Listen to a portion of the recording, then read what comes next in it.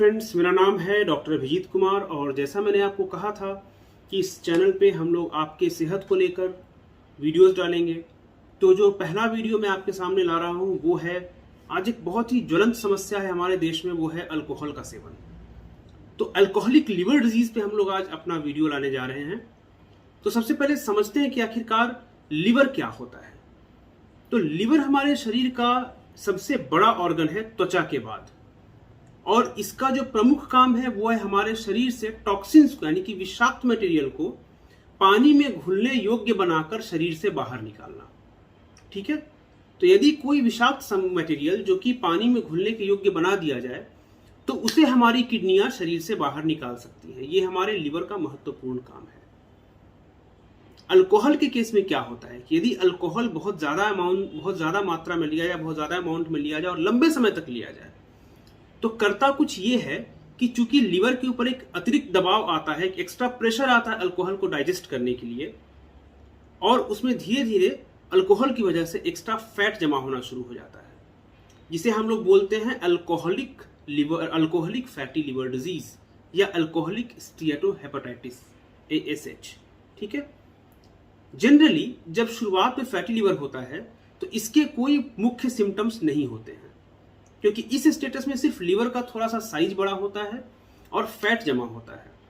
इस समय जो हमें सिम्टम देखने को मिल सकते हैं वो हमें थोड़ा बहुत दर्द मिल सकता है दाहिनी तरफ, लिवर का बड़ा होना, यदि कभी अल्ट्रासाउंड कराते हैं तो लिवर का बड़ा होना हमें दिख सकता है, और थोड़ी सी थकावट या भूख में कमी इत्यादि बहुत ही वेग सिम्टम्स देखने को मिलते हैं। इसके बाद का जो स्टेट है उसे कहते हैं हम लोग अल्कोहलिक हेपेटाइटिस। जहां हेपेटाइटिस आ गया तो जिस भी किसी बीमारी के शब्द में आइटिस शब्द होता है, इसका मतलब है सूजन होना।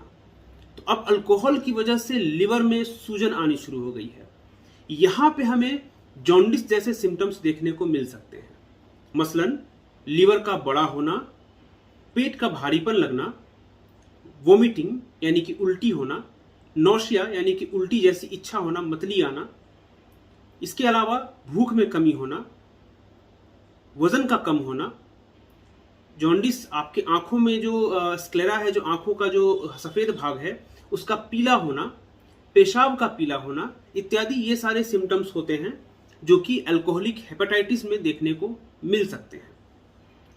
इसके बाद की कहानी कुछ ऐसी होती है कि ये हेपेटाइटिस धीरे धीरे सबसाइड कर जाता है, धीरे धीरे आराम खत्म हो जाता है, और इसके बाद का जो स्टेज होता है उसे हम लोग बोलते हैं अल्कोहलिक क्रोनिक लिवर डिजीज यानी ACLD। ठीक है, या अल्कोहलिक स्टीएटोहेपेटाइटिस, मैंने पहले भी आपको बताया है। तो अब क्रोनिक लिवर डिजीज में कुछ ऐसा होता है कि लिवर अब जो अभी आपने हेपेटाइटिस में हुआ था, जो एक्यूट इन्फ्लामेशन था यानी कि थोड़ी देर की जो सूजन थी, वो अब लंबी अवधि की सूजन में कन्वर्ट हो जाती है, और यहां लिवर अपने आप को क्षति पहुंचाना शुरू कर चुका होता है। इसके बाद का स्टेटस दो भागों में बटा होता है। एक को हम लोग कहते हैं कॉम्पनसेटेड क्रोनिक लिवर डिजीज, दूसरे को हम लोग कहते हैं डीकॉम्पनसेटेड क्रोनिक लिवर डिजीज। तो दोनों में फर्क क्या है दोस्तों? तो कॉम्पनसेटेड लिवर डिजीज जो होती है ये वो स्तर है जब लिवर अपना काम करने में कुछ हद तक सक्षम होता है। कैसे? तो जैसे ही दोस्तों लिवर के ऊतकों को क्षति पहुंचती है तो लिवर एक ऐसा ऑर्गन है जो अपने आप को रीजनरेट कर सकता है, उसके सेल अपने आप को मल्टीप्लाई करके सेम सेल्स में कन्वर्ट करके एक छोटे ऑर्गन को ही बड़ा कर सकते हैं, जिसकी वजह से लिवर ट्रांसप्लांट इतना ज्यादा सक्सेसफुल ऑपरेशन रहा है। अब क्या होता है, जो लिवर के सेल्स खराब हो चुके हैं, डैमेज हो चुके हैं, उसकी जगह पे जो पुराने सेल्स हैं वो मल्टीप्लाई करना शुरू करते हैं, अपना साइज बढ़ाना शुरू करते हैं, अपनी संख्या बढ़ाना शुरू करते हैं। इसके बाद क्या होता है दोस्तों, संख्या तो बढ़ाते हैं लेकिन कुछ सेल्स उसमें से फाइब्रोसिस यानी कि ऐसे टिश्यू का निर्माण शुरू करते हैं जो कि हमारे मसल्स में पाया जाता है, जो कि हमारे मसल के टेंडन में पाया जाता है, जिसका काम सिर्फ स्ट्रेंथ देना होता है, जिसका काम किसी मेटाबॉलिज्म में पार्टिसिपेट करना नहीं होता। और मैंने आपको बताया है कि लिवर मेटाबॉलिक यानी कि जो रासायनिक प्रक्रियाएं होती है लिवर में बहुत ज्यादा होती है। तो फाइब्रोज्ड टिश्यू, जो मृत टिश्यू है, यदि वो लिवर बनाना शुरू कर दे तो उसका कोई काम नहीं रह जाएगा हमारे लिवर में, बिल्कुल कोई काम नहीं रह जाएगा। लेकिन उसके ऊपर छोटे छोटे लिवर के जो सेल्स हैं वो जन्मना शुरू कर देते हैं। तो ये कुछ ऐसा होता है कि किनारे किनारे से फाइब्रोसिस होता रहता है और उसके ऊपर हमारे लिवर के सेल जो है छोटे छोटे नोड्यूल फॉर्म में यानी गोले के फॉर्म में आना शुरू कर देते हैं। इसे हम लोग बोलते हैं नोड्यूलर अपीयरेंस। जब भी ऐसे किसी व्यक्ति का अल्ट्रासाउंड किया जाता है तो उसमें एक लाइन लिखी होती है नोड्यूलर अपीयरेंस, ठीक है, नोड्यूलर सरफेस, ओके।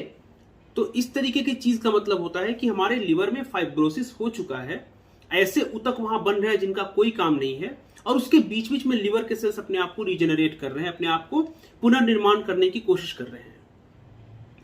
तो ये तब तक चलता रहता है जब तक कि लिवर के जो वो नए सेल्स हैं वो अपना काम कर पा रहे होते हैं। लेकिन यहां पे संभलने की जरूरत यह है कि अब यहां पे अल्कोहल का सेवन करना बिल्कुल बंद करना होता है, ताकि जो लिवर के वो नए छोटे जो कमजोर सेल्स हैं वो जितना भी काम कर पा रहे हैं वो करते रहें। इस स्टेटस को बोलते हैं cirrhosis of liver. Cirrhosis of liver जब तक कॉम्पनसेटेड रहता है तब तक लिवर अपना काम कर रहा होता है। लिवर का जितना भी पार्ट सही सलामत है, जितना भी भाग सुरक्षित है, उतना अपना काम कर रहा होता है। लेकिन यदि इसके बाद अल्कोहल पीना बंद न किया गया, यदि इसके बाद डॉक्टर की सलाह के अनुसार जो भी दवाइयां लेनी है वो न ली गई, खान पान में सुधार, अपने शारीरिक दिनचर्या में सुधार यदि न किया गया, तो लिवर एक समय पे अपने हाथ खड़े कर देता है और इसके बाद की कहानी शुरू होती है डीकॉम्पनसेशन की। तो डीकॉम्पनसेशन लिवर डिजीज जो होता है वो इस पूरे अल्कोहलिक लिवर डिजीज की श्रेणी का सबसे अंतिम पायदान है, और ये एक एंड स्टेज लिवर डिजीज या ESLD कहते हैं, एंड स्टेज लिवर डिजीज में कन्वर्ट हो जाता है। तो डीकॉम्पनसेशन में क्या होता है दोस्तों? जैसे हमने पहले देखा था कि एक्यूट हेपेटाइटिस जब भी होता है तो जॉन्डिस देखने को मिलेगा, यहां भी जॉन्डिस देखने को मिलेगा। इसके अलावा हमें यहां पे लिवर साइज में छोटा देखने को मिलेगा, क्योंकि पहले लिवर में सूजन हुई तो लिवर बड़ा हुआ, उसके बाद जब जैसे लिवर में फाइब्रोसिस हुई, उसके ऊपर फाइब्रोज टिश्यू यानी कि मृत टिश्यू का आना शुरू हुआ, तो लिवर सिकुड़ना शुरू हो गया। और एक डिकम्पनसेटेड लिवर डिजीज का लिवर आमतौर पे नॉर्मल लिवर से छोटा होता है, ठीक है। यहां पे हमें जॉन्डिस देखने को मिल सकता है। लिवर के एंजाइम्स मैं आगे की वीडियोस में आपको बताऊंगा कि एक लिवर फंक्शन टेस्ट को कैसे पढ़ते हैं। तो लिवर के जो एंजाइम्स हैं SGPT, SGOT, alkaline phosphatase, gamma glutamyl transferase, GGT जिसे कहते हैं, ये सब के सब डीरेंज आपको देखने को मिलेंगे, बढ़े हुए देखने को मिलेंगे। लेकिन यदि सिरोसिस ऑफ लिवर बहुत ज्यादा एडवांस्ड हो चुका है तो एंजाइम्स आपको कम भी देखने को मिल सकते हैं। वो कुछ ऐसे होता है कि शुरू में तो लिवर खराब हुआ तो एंजाइम्स ऊपर गए, क्योंकि अभी एंजाइम बहुत ज्यादा निकल रहे हैं वहां से, ठीक है। लेकिन इस एक स्तर ऐसा पहुंच गया जब लिवर पूरी तरह से खराब हो गया और लिवर के पास वो एंजाइम बचे ही नहीं। तो इसीलिए यदि बहुत एडवांस्ड लिवर डिजीज के पेशेंट में यदि हमें SGPT, SGOT नॉर्मल दिखता है या नॉर्मल से कम दिखता है, तो ये एक खतरे की निशानी है कि अब हमारे लिवर का जो काम है वो धीरे धीरे खत्म होता जा रहा है। इसके अलावा हमें और क्या देखने को मिलेंगे? हमें पेट में सूजन देखने को मिलेगी, पैरों में सूजन देखने को मिलेगा। क्यों? क्योंकि लिवर एक प्रोटीन का भी निर्माण करता है दोस्तों, जिसका नाम है एल्ब्यूमिन।